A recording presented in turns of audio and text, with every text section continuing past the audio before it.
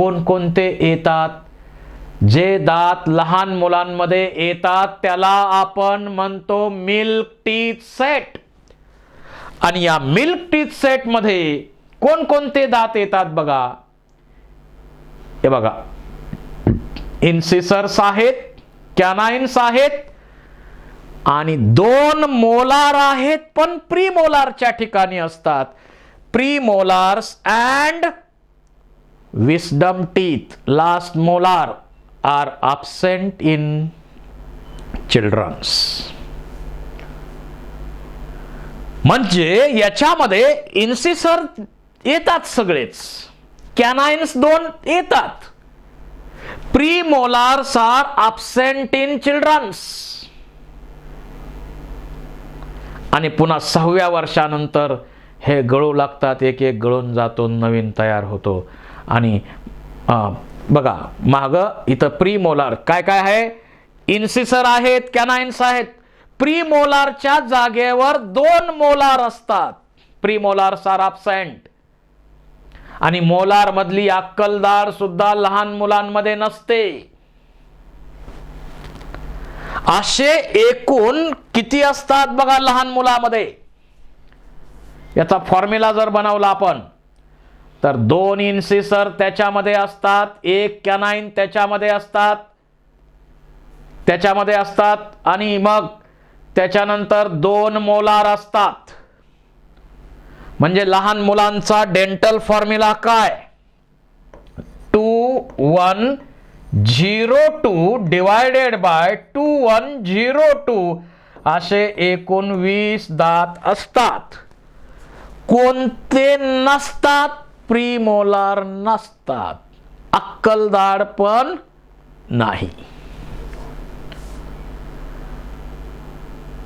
बघा, the last 4 molars, बघा शेवटचे 4 मोलार कधी? They appears only age of 18. चारही बाजूला ना, इकडून एक, इकडं एक, इकडं एक, इकडं एक, अक्कलदाढ 4 अक्कलदाढ आहेत आपल्यामध्ये. शेवटचे टीथ 18 वर्षानंतर येतात, त्याला आपण अक्कलदाढ किंवा विस्डम टीथ म्हणतो. अक्कलेचा आणि दाढेचा तसा संबंध नाही. एखाद्यामध्ये दाढ आलीच नाही तर त्याला अक्कल नाही म्हणणार का तुम्ही? नाही. तर उशिरा येतात तोपर्यंत आपल्याला चांगलं समजायला लागतं, म्हणून त्या दाढेला अक्कलदाढ म्हटलेलं आहे. परंतु उशिरा येते आणि या दाढेचा उपयोग ग्राइंडिंग साठी काहीही होत नाही. म्हणून ही निकामी अवयव, वेस्टिजियल ऑर्गन मध्ये याची गणना केली गेली, निरुपयोगी अवयव. आणि मग हे रिप्लेस होतात 6-7 महिन्यानंतर सुरू होतात आणि 6-7 वर्षानंतर हे गळून पडतात आणि त्याच्या जागी नवीन दात येतात. आणि परमनंट टीथचा सेट आहे, त्याच्यामध्ये 32 दात आहेत. हा फॉर्म्युला घ्या, हा परमनंट टीथचा सेट आहे. 2 incisors, 1 canine, 2 premolars, 3 molars. 2123 2123 divided by 2123, this is the permanent teethचा सेट. मग तुम्हाला यामध्ये MCQ काय? कोणते दात आयुष्यात एकदाच मिळतात? प्रीमोलार्स आणि विस्डम टीथ्स. कोणते दात 2 वेळा मिळतात? इन्सिसर्स, कॅनाइन्स, 2 मोलार्स. यावर MCQ विचारले जाऊ शकतात, लक्षात ठेवा. तर असं आहे आपलं हे महत्वाचं डेंटिशन.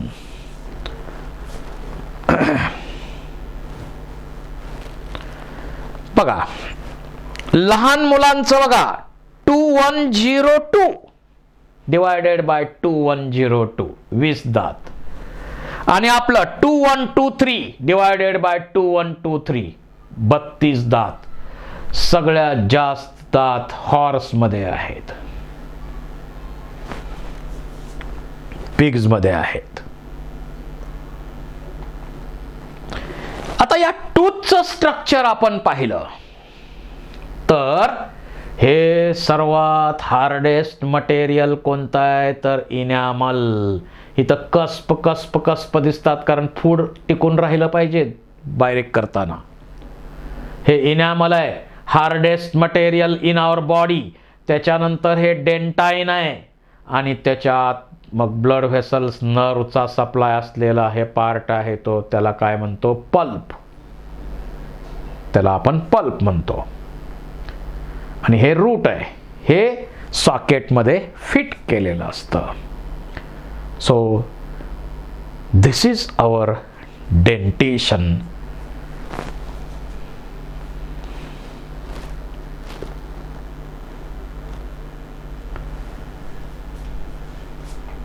आता या माउथ कॅव्हिटी मध्ये फंक्शन्स काय, माउथ कॅव्हिटी मध्ये काय काय होतं. 3 pairs of salivary glands opens in mouth cavity. त्याच्यावर आपण नंतर चर्चा करणार आहे ग्लँड मध्ये.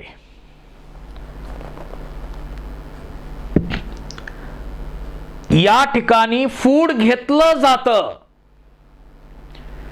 त्याचं ग्राइंडिंग होतं, ते सॉफ्ट होतं, ते लुब्रिकेट केलं जातं आणि त्याचा एक गोळा बनवला जातो, त्याला आपण म्हणतो बोलस. हे फंक्शन आहे माउथ कॅव्हिटीचं. Dear friends, mouth opens into mouth cavity, mouth cavity opens into pharynx.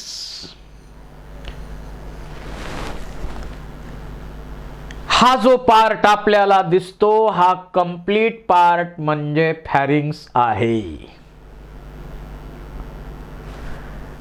या फॅरिंग्स मध्ये 3 महत्वाचे पार्ट येतात. हा जो पार्ट आहे त्याला आपण म्हणतो नेझोफॅरिंग्स.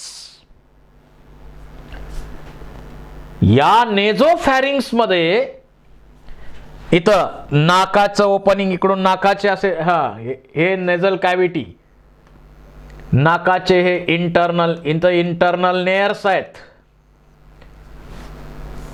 Nasal cavity opens into internal nares. आणि या ठिकाणी एक फ्लॅप बसवलेली आहे. या ठिकाणी एक फ्लॅप बसवलेली आहे, त्याला उल्वा आपण म्हणतो. फूड वरच्या रेस्पिरेटरी ट्रॅक कडे जाऊ नये यासाठी, नेझल कॅव्हिटी मध्ये जाऊ नये यासाठी आहे ते. त्यानंतर मधला हा जो पार्ट आहे येलो कलरनं दाखवलेला त्याला म्हणायचं oropharynx. It is a crossroad of digestive and respiratory system.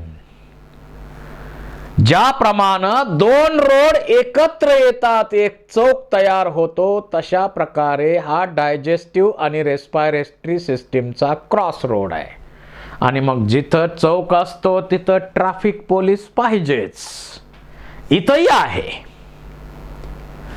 या ठिकाणी एक इस्चियन ट्यूब आहे टू इक्विलिब्रियम और इक्विलाइज एअर प्रेशर. ही इस्चियन ट्यूब पुढं वरती कानाला कनेक्ट केलेली आहे. एअरचं प्रेशर इक्विलाइज करण्याचं काम इथं केलं जातं. आणि या ठिकाणी डायजेस्टिव्ह आणि रेस्पिरेटरी दोन्ही ट्रॅक एकत्र येतात. त्यानंतर हा तिसरा पार्ट आहे लॅरिंजोफॅरिंग्स, हायपोफॅरिंग्स म्हणू आपण. त्या ठिकाणी पुन्हा डायजेस्टिव्ह आणि रेस्पिरेटरी सिस्टीमचे दोन्ही ट्रॅक वेगळे होतात. आता हा रेस्पिरेटरी सिस्टीमचा ट्रॅक आहे, रेस्पिरेटरी सिस्टीमचा ट्रॅक आहे. जसं आपण इथं काढलं, हा रेस्पिरेटरी सिस्टीमचा ट्रॅक. या ठिकाणी हे ओपनिंग, इंटरनल लेयर्स, त्याच्याबरोबर इथं गलेट आहे. हा डायजेस्टिव्ह ट्रॅक इथं आलाय आणि हे ओरोफॅरिंग्सचा पार्ट आहे इथं. आणि खाली आल्यानंतर इथं रेस्पायरेटरी सिस्टीमचा ट्रॅक वेगळा होतो. इथं एक ओपनिंग आहे, त्या ओपनिंगला आपण म्हणतो ग्लॉटिस. ग्लॉटिस म्हणायचं. आणि या ग्लॉटिसला इथं ग्लॉटिसला एक मसलची फ्लॅप त्या ठिकाणी आहे, त्याला आपण म्हणतो epiglottis. It acts as a traffic police. Epiglottis काय करते? इपिग्लॉटिस पहा, समजा हे ग्लॉटिस आहे, त्याच्यावर इपिग्लॉटिस आहे. ज्यावेळी आपण फूड गिळतो, स्वॅलोइंगची प्रोसेस करतो, त्या दरम्यान रेस्पायरेटरी ट्रॅक हा ग्लॉटिस बंद केली जाते इपिग्लॉटिसच्या साह्यानं आणि फूड पुढं ढकललं जातं गलेट ऑफ इसोफेगस मध्ये. आणि एकदा का फूड पुढं गेलं की पुन्हा ही इपिग्लॉटिस अशी होणार, रेस्पायरेटरी ट्रॅक पुन्हा चालू होणार. तर फूड गिळताना इपिग्लॉटिस इथं बंद करणार ग्लॉटिस नावाचं ओपनिंग, ट्रॅकियाचं हे ओपनिंग आहे. आणि फूड गिळलं की पुन्हा हे असं होणार. तर एका वेळी एकच मार्ग चालू ठेवण्यासाठी हा प्रयत्न केला आहे. त्यासाठी इथं ट्रॅफिक पोलीसची गरज आहे. आणि जर का आपण काही वेळा कसं असतं, गडबडीत असतो, आपल्याकडं प्रत्येक कामासाठी गडबड आहे, गडबडीत आपण फूड पुढं ढकललं, गडबडीत पाणी पिलो, तर ही क्लोजिंग कंप्लीट होतं का नाही, असं क्लोजिंग अर्धवट राहील. आणि फूड पार्टिकल किंवा वॉटर या रेस्पायरेटरी ट्रॅकमध्ये गेलं तर निसर्गानं आपल्याला सॉलिड किंवा लिक्विडसाठी हा डायजेस्टिव्ह ट्रॅक दिलाय आणि गॅसेससाठी रेस्पायरेटरी ट्रॅक दिलाय. अजिबात उलट करायचं नाही. जर झालं तसं, सॉलिड लिक्विड पार्टिकल या रेस्पायरेटरी ट्रॅक मध्ये गेले इनकम्प्लीट क्लोजिंग ऑफ इपिग्लॉटिस मुळे, तर आपल्याला ठसका लागतो आणि एकदम प्रेशरनं हवा बाहेर काढली जाते आणि हे पार्टिकल पुन्हा बाहेर ढकलले जातात. अशा प्रकारची व्यवस्था या ठिकाणी केलेली आहे. तर इथं डायजेस्टिव्ह सिस्टीमचं जे पुढं ओपनिंग आहे त्याला नाव आहे गलेट. रेस्पायरेटरी सिस्टीमचं जे ओपनिंग आहे त्याला आपण म्हणतो ग्लॉटिस. इथं काय आहे? लॅरिंग्स, साऊंड बॉक्स आहे आपला. पुढं ट्रॅक या खाली कंटिन्यू झालाय. प्रश्न निर्माण होतो की डायजेस्टिव्ह सिस्टीम आणि रेस्पायरेटरी सिस्टीम स्वतंत्र सिस्टीम आहेत, कुठंही नंतर आणि अगोदर एकत्र येत नाहीत. मग याच भागात या दोन्ही सिस्टीम का एकत्र आल्या? मस्त क्वेश्चन आहे, विचार करायला लावणारा क्वेश्चन आहे. कारण फूड कधीतरी आपण घेत असतो, पण श्वास सतत घेत असतो. आणि रेस्पायरेटरी ट्रॅक कसा आहे? लहान आहे. जर त्यात काही अडकलं, लहान मुलं खेळताना काहीतरी नाकात अडकतं बघा, तर ट्रॅफिक जाम होईल की नाही? हा, रेस्पायरेटरी ट्रॅक कधीही बंद ठेवता येत नाही. जर रेस्पायरेटरी ट्रॅक 3 ते 5 मिनिटापर्यंत बंद झाला तर खलास, खेळ खल्लास. That leads to death due to damage of brain.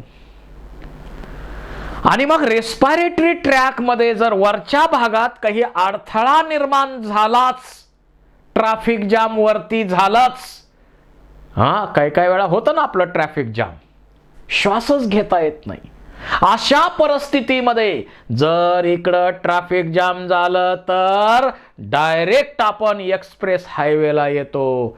म्हणजे या माउथ कॅव्हिटी किंवा माउथ या ट्रॅकनं आपण श्वास घेऊ शकतो. हा पर्यायी रस्ता, पर्यायी व्यवस्था ब्रीदिंगच्या प्रोसेससाठी करण्यासाठीच दोन्ही ट्रॅक या ठिकाणी फक्त एकत्र आलेले आहेत. दोन्ही ट्रॅक त्यासाठी एकत्र आलेले आहेत, बाकी काही नाही.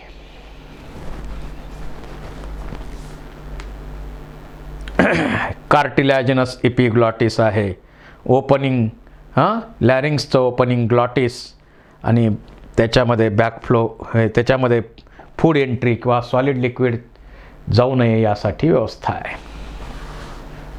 ठीक आहे.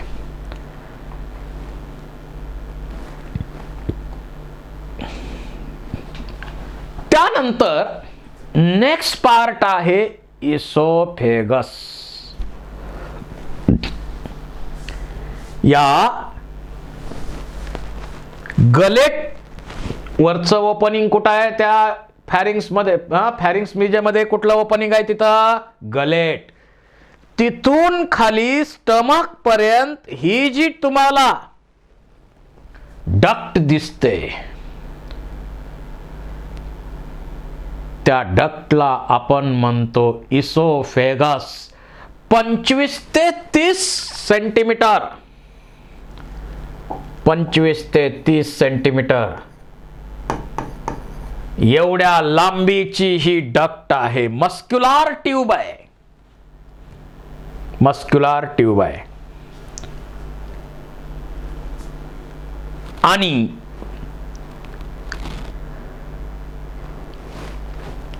पंचवीस ते 30 सेंटीमीटर लांबीची ही ट्यूब आहे.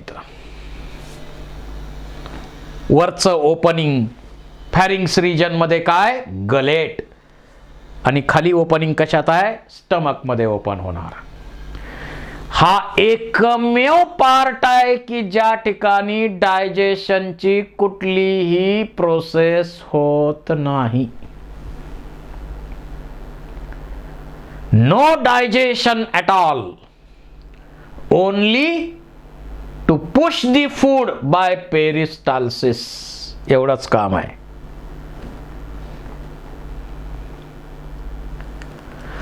आता ही जी ट्यूब दिसते तुम्हाला 25 ते 30 सेंटीमीटर एवढ्या लांबीची मस्क्युलर ट्यूब आहे. नेक रिजन मधून खाली थोरॅक्स डायफ्रॅम त्या ठिकाणी जाते आणि स्टमक मध्ये ओपन होते. आता या ट्यूबचा पहिला पार्ट जो आहे 1/3 पार्ट, तो व्हॉलंटरी मसलनी बनलेला आहे.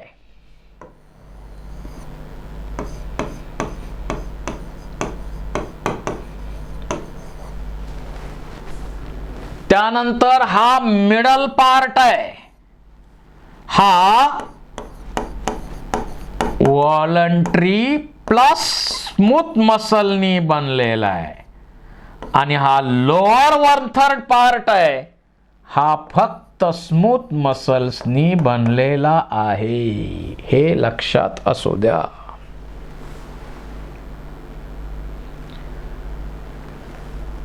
आणि इथं या ठिकाणी सुरुवातीला इथं एक स्पिंक्चर आहे. यातून एन्झाईम सिक्रेट होतात का? नाही. Muscular sphincter, gastro oesophageal sphincter regulate the opening of oesophagus into stomach. दोन्ही बाजूला. इथं वरती एक स्पिंक्चर आहे आणि खालचं टोक जिथं स्टमक मध्ये ओपन होते तिथं पण स्पिंक्चर आहे. The act of swallowing is called as deglutition. त्याला डिग्लुटिशन हे पण नाव आहे. आणि यामधून जे फूड आहे ते खाली खाली खाली खाली खाली ढकललं जातं पेरिस्टाल्टिक मोमेंटच्या मदतीनं. पेरिस्टाल्टिक मोमेंटच्या मदतीनं स्टमककडं हे पुढं ढकललं जातं. एवढंच काम आहे. इथं सिक्रिशन काहीच नाही आहे. जो बोलस आहे तो गोळा आहे फूडचा, तो पुढं पेरिस्टाल्टिक मोमेंट करत करत खाली खाली खाली खाली ढकलायचं काम केलं जातं. इथं डायजेशनची प्रोसेस कुठलीही होत नाही.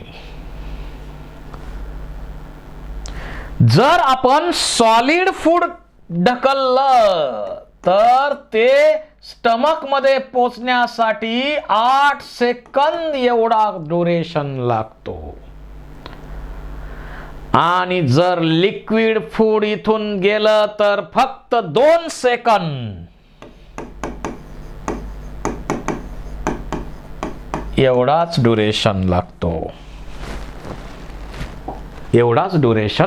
लागतो त्यासाठी.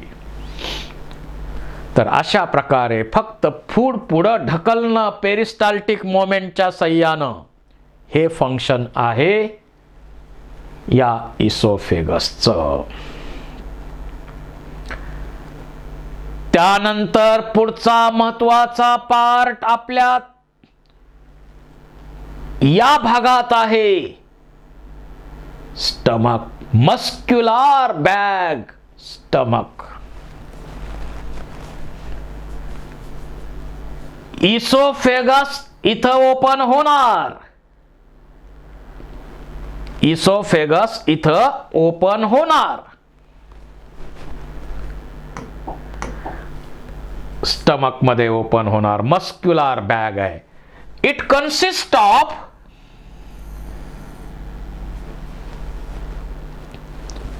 कार्डियक स्टमक,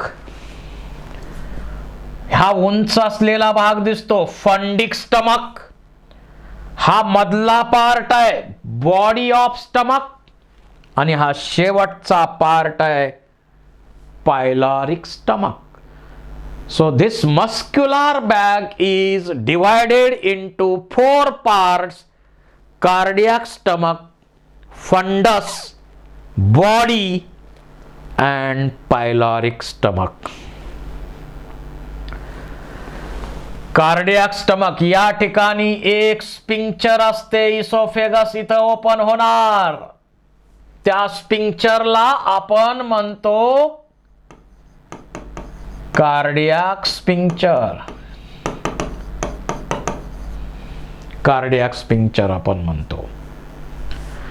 आणि ही कार्डियक स्पिंक्चर असल्यामुळं स्टमक मधून फूड वरच्या दिशेनं जाऊ नये, बॅकफ्लो होऊ नये, यासाठी ही स्पिंक्चर मदत करते. आणि बॅकफ्लो झालं तर आपल्याला बघा अशी गुळणी आल्यासारखं कधीतरी होत आहे, कारण ही स्पिंक्चर ओपन झाली की तसं होणार. हा स्टमकचा major area body of stomach. त्यामध्ये गॅस्ट्रिक ग्लँड्स आहेत. इथं fold fold fold fold fold दिसतात आपल्याला, त्याला आपण म्हणतो गॅस्ट्रिक रुगे. आणि जर आपण उपाशी पोटी असलो तर असे रुगे, असे फोल्ड मोठ्या प्रमाणावर दिसतात. आणि जेवण केले की हे रुगे डिसअपियर होतात. या बाजूला पायलॉरिक रिजन मध्ये इथं एक स्पिंक्चर आहे, तिला आपण पायलॉरिक स्पिंक्चर म्हणतो. अशा प्रकारे स्टमक मध्ये मस्क्युलर वॉल्स महत्वाचे, जाड वॉल आहेत तशा पहा. J shape structure for storage and digestion. Upper anterior part fundus आहे, मध्ये इथं कार्डियक स्टमक आहे, फंडस आहे, body of stomach, pyloric stomach, हे पार्ट या ठिकाणी आहेत. काही काळ 4-5 तासापर्यंत फूड इथं स्टोअर होतं. आणि स्टमक आपल्याला अतिशय स्पेशल दिलेलं आहे. 3 मसलचे लेयर्स या ठिकाणी असल्यामुळं थोड्या प्रमाणात चूर्निंगची प्रोसेस, चूर्ण आपण आयुर्वेदिक मध्ये याच्यामध्ये चूर्ण म्हणजे बारीक असं पीठ तयार करणं, पावडर तयार करणं म्हणजे चूर्ण.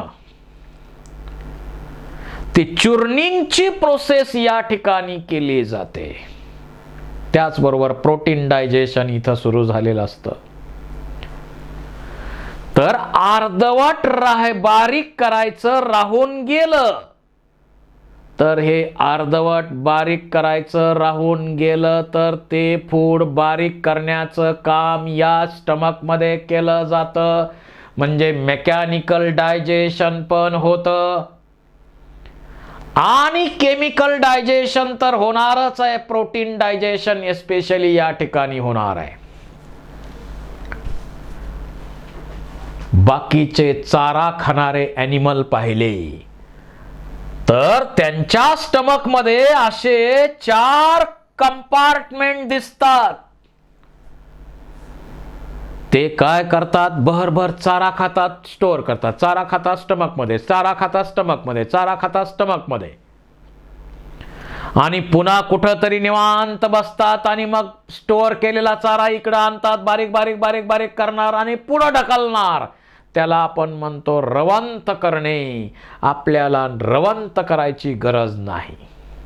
अर्धवट बारीक केलेलं फूड असेल, समजा आपण गुलाबजामुन खाल्लाय आणि बारीक करायच्या ऐवजी गेला सरळ, तर त्याला बारीक करण्याचं काम स्टमक मध्ये केलं जातं. तशा पॉवरफुल मसल्स त्या ठिकाणी दिलेल्या आहेत. त्या मसल बद्दल आपण पुढं हिस्टॉलॉजी मध्ये चर्चा करणारच आहोत. ग्लँडची पण ग्लँडच्या वेळी चर्चा करणार आहोत. तर फूड बारीक करणं, अर्धवट राहिलेलं फूड बारीक करणं, कारण आपण गडबडीत फूड घेतोय, अर्धवट बारीक करून पुढे ढकलतोय. खरं तर एक घास 32 वेळा खावा आणि पुढे ढकलावा असं म्हणतात, पण तसं होतं का आपल्याकडनं? नाही होत. मग ते अर्धवट बारीक करायचं राहिलेलं फूड इथं बारीक केलं जातं आणि केमिकल डायजेशन पण केलं जातं या ठिकाणी. हे स्टमक इथं दाखवलेलं आहे. परत पहा, कार्डियक स्टमक, फंडस, बॉडी आणि पायलॉरिक स्टमक. आणि हे रुगे रुगे रुगे फोल्ड्स आपल्याला दिसतात. त्याचे कवरिंग बघा, आउटर कवरिंग सिरोसा, त्याच्यानंतर मस्क्युलॅरिस आहेत. त्यामध्ये बघा लॉन्जिट्युडनल मसलचा एक लेयर आहे, सर्क्युलर मसलचा एक लेयर आहे, ऑब्लिक मसलचा एक लेयर आहे, आणि इनर जो आहे त्याच्यात म्युकोसा, सबम्युकोसा आणि म्युकोसा. त्यानंतर स्मॉल इंटेस्टाईन,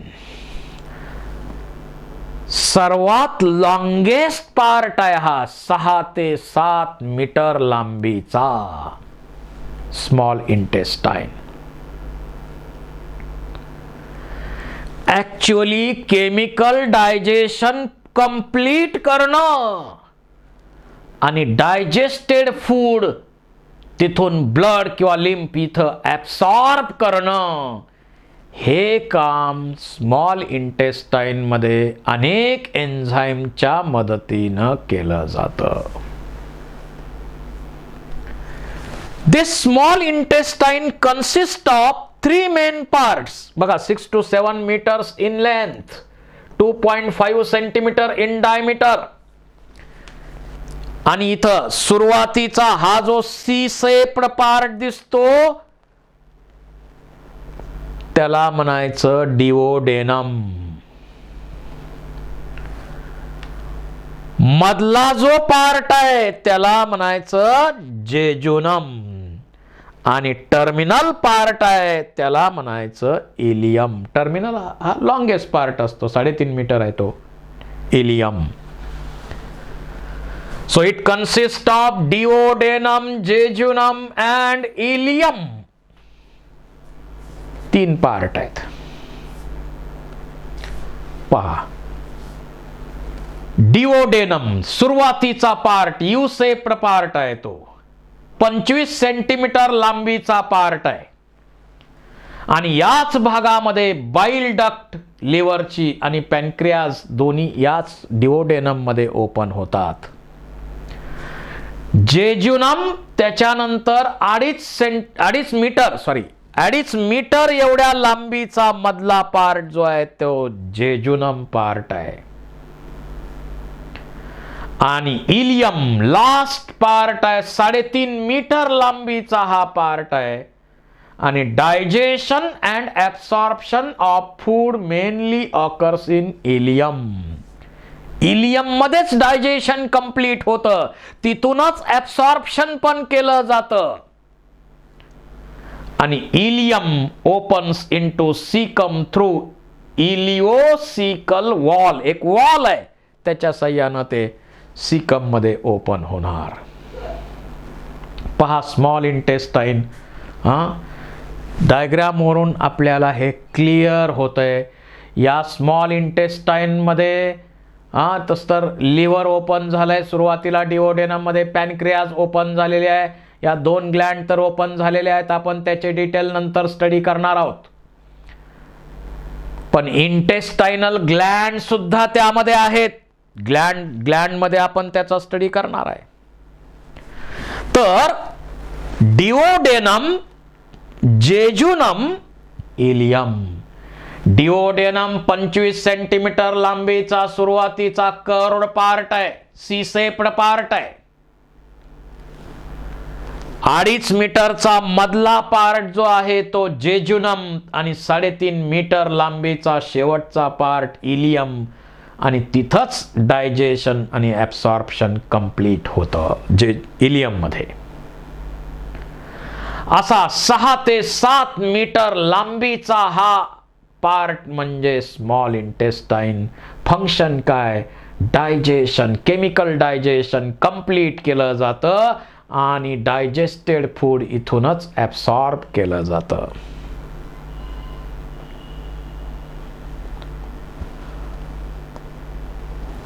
स्मॉल इंटेस्टाइन. आता हे हिस्टॉलॉजिकल स्ट्रक्चर जे आहेत ते आपण याच्यानंतर पाहणार आहोत. हिस्टॉलॉजिकल स्ट्रक्चर याचं नंतर पाहू आपण. याला इथं लिम्फ आणि ब्लड व्हेसलचं नेटवर्क जोडलेलं आहे. इथं फिंगर लाईक स्ट्रक्चर दिसतात, त्याला म्युकोसा म्हणतो आपण. आणि कॉलमनार इपिथेलियम आहे, तिथं मायक्रोव्हिलाय आहेत, कॅपिलरी नेटवर्क आहे, लिम्फ व्हेसल्स आहेत लॅक्टियलचे.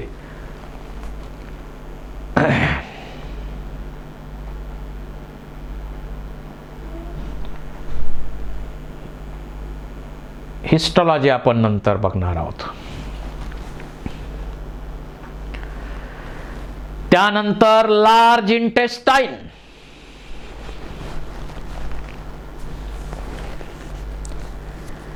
लार्ज इंटेस्टाइन इथं दिसतं आपल्याला. लार्ज इंटेस्टाइनचा फोटोग्राफ दाखवलेला आहे. Large intestine it consist of caecum, colon and rectum. Caecum well developed in herbivores animal, very small in man. Herbivores animal मध्ये सीकम वेल डेव्हलप असतो, कारण कच्चं अन्न खातात, सेल्युलोज डायजेशनशी संबंधित आहे तो. पण ज्या वेळेपासून आपण किचनचा वापर करू लागलो, कुक्ड फूड घेऊ लागलो, प्रोसेस्ड फूड तळून भाजून शिजवून खाऊ लागलो, त्यावेळेपासून आपल्या या सीकमचं कामच झालं, कामच संपलं. सीकमचं काम किचन मध्ये होतंय आणि त्यामुळं हा part weaker weaker weaker weaker आणि आज एक छोटासा वर्म सारखा पार्ट आपल्याला हा दिसतो. त्याला आपण म्हणतो वर्मी फॉर्म अपेंडिक्स, वेस्टिजियल ऑर्गन. आपल्या मध्ये काही काम करत नाही, त्रास होऊ लागला तर अपेंडिक्सचं ऑपरेशन करून काढून टाकतो आपण.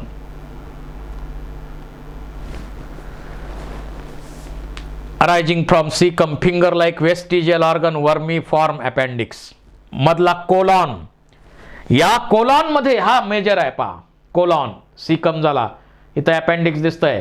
वरती जातो हा असेंडिंग कोलॉन, आडवा येतो ट्रान्सवर्स कोलॉन, त्यानंतर इथं डिसेंडिंग कोलॉन आणि इथं सिग्मॉइड आहे आणि शेवटी ओपन होणार कुठं? ॲनस मध्ये, सॉरी रेक्टम मध्ये. रेक्टम मध्ये ओपन होणार. Rectum pelvic colon leads to rectum that opens by anus. या ॲनस मध्ये sphincter, anal circular voluntary sphincters त्या ठिकाणी असतात, इनव्हॉलंटरी पण असतात. आपण त्याची चर्चा करू. तर अशा प्रकारे सीकम आपल्यामध्ये अपेंडिक्सच्या फॉर्ममध्ये आहे. सेल्युलोज डायजेशन आपल्यामध्ये कुकडं फूड घेतल्यामुळं आपण करत नाही, म्हणून वेस्टिजियल झाला. हा colon ascending, transverse, descending, sigmoid, pelvic, finally opens into rectum. Rectum opens into anus.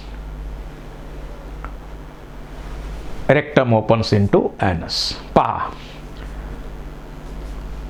It is a thicker than small intestine, thinner than caecum and largest part. त्या कोलॉनच्या ज्या वॉल्स आहेत त्याच्यामध्ये कॉन्स्ट्रिक्शन दिसतात. कोलॉनच्या वॉलमध्ये असे कॉन्स्ट्रिक्शन दिसतात. त्या कॉन्स्ट्रिक्शनलाच आपण म्हणतो हॉस्ट्रा. स्मॉल पॉकेट्स तयार होतात, त्याला आपण हॉस्ट्रा म्हणतो. The hostra are arranged on either side of three median longitudinal muscles cords walls called as Teni. आणि आपल्यामध्ये कोलॉन जो आहे त्याचं कसं आहे? असेंडिंग, ट्रान्सवर्स, डिसेंडिंग,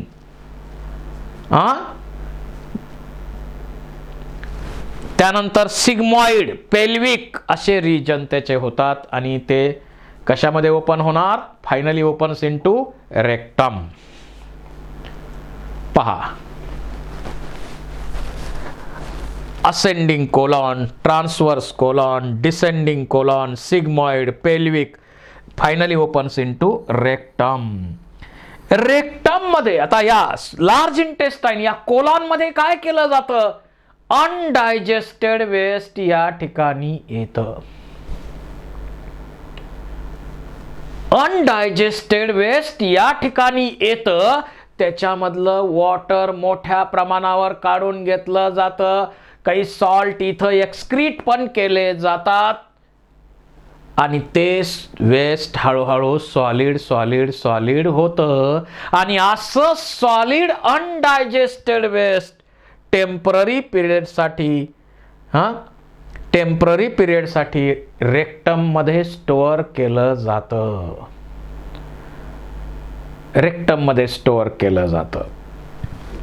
आणि रेक्टम ओपन्स इनटू ॲनस. या ॲनस मध्ये पहिल्या 2 वर्षापर्यंत एकच स्पिंक्चर असते, इंटरनल स्पिंक्चर. ती इनव्हॉलंटरी असते. 2 वर्षानंतर व्हॉलंटरी स्पिंक्चर तयार होते आणि ती स्पिंक्चर तयार झाल्यामुळं हा कार्यक्रम आपला व्हॉलंटरी ऍक्ट मध्ये येऊ शकतो. We can dilate the process of defecation or elimination of undigested waste for some time due to presence of voluntary sphincter. Anusचं फंक्शन आहे elimination of undigested waste. These are main parts of digestive system. यानंतर आपल्याला study करायचा आहे histology of stomach, histology of small intestine, त्यानंतर मग ग्लँडचा study करायचा आहे.